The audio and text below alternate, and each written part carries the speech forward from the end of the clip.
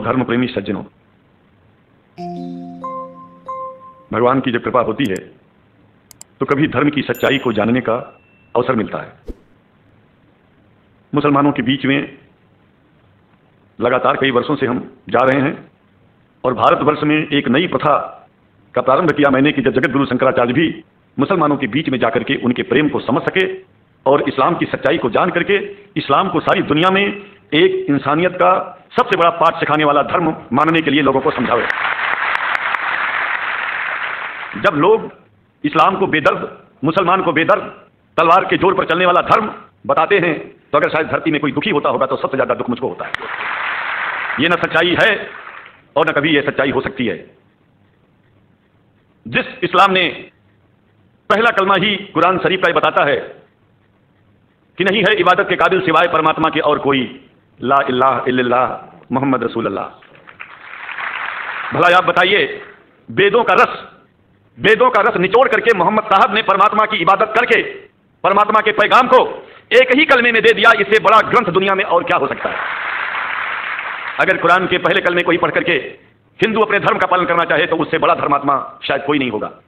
कुरान को हमने गहराइयों में जाकर के तो नहीं अनुभव किया, लेकिन कुरान के मानने वालों के हृदय की गहराइयों में जाके देखा कि अगर इस्लाम को पूरी दुनिया अगर स्वीकार कर ले तो इसमें कोई बुराई नहीं है। इस्लाम परमात्मा के द्वारा बताया गया सिद्धांत है। इस्लाम किसी व्यक्ति का अपना नियम नहीं है, अपना सिद्धांत नहीं है।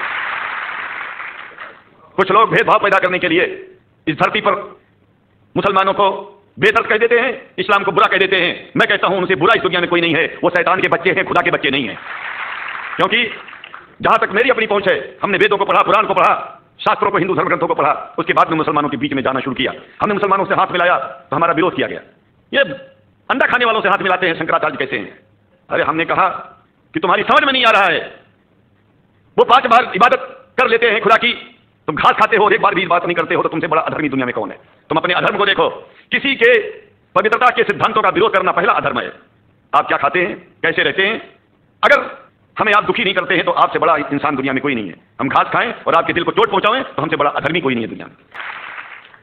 मैं आप लोगों के बीच में आकर के एक बात बताता हूं। कुछ समय से हिंदू धर्म के नाम पर कुछ संस्थाएं हिंदू मुसलमानों में भेद पैदा करने के लिए कुछ ऐसा कार्य किया जिसकी वजह से आम हिंदू, सीधा साधा हिंदू बेचारा जान ही नहीं पाता है इस्लाम क्या है और सनातन धर्म क्या है।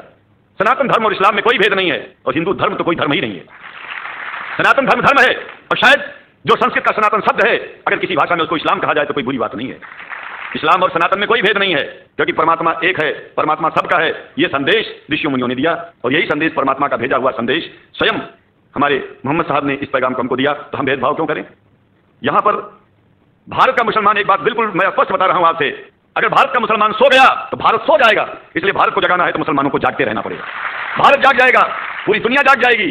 यह भी मैं जानता हूं कि भारत के सच्चे हिंदुओं को, जो सच्चे सनातन धर्मी हैं, उनको मुसलमानों से प्रेम चाहिए, उनको मुसलमानों से भेद नहीं चाहिए। अंग्रेजी की भी मिल गई है और हम तो चाहते हैं कुरान शरीफ सारी दुनिया में अगर इस ग्रंथ को पहुंचाया जाए और पहुंचाना चाहिए। मैं तो मुसलमानों से एक जरूर बात कहूंगा कि आप लोग एक चीज का ध्यान दें।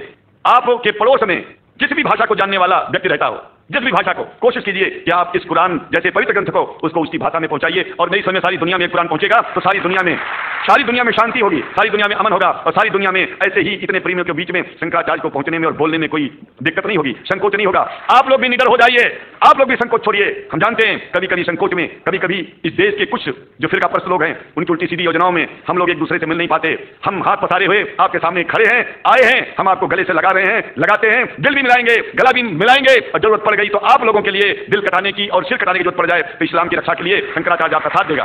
क्योंकि शंकराचार्य जानते हैं इस्लाम धोखा नहीं है, शंकराचार्य जानते हैं इस्लाम बर्बादी का रास्ता नहीं है। शंकराचार्य को पता है कि जो वेद में लिखा है वही कुरान में लिखा है, इसलिए हमारा धर्म नहीं छूटेगा, हमारा धर्म और आगे बढ़ेगा। अगर हम मुसलमानों को अपना सगा मानते हैं तो मुसलमान परमात्मा का बनाया है, आदमी का नहीं। हिंदू जो अपने कहते हैं वो भी जान लें कि वो परमात्मा के बनाए हैं। तो मुसलमानों से भेदभाव करना बंद कर दें और हमारी तरह सबसे प्रेम करें।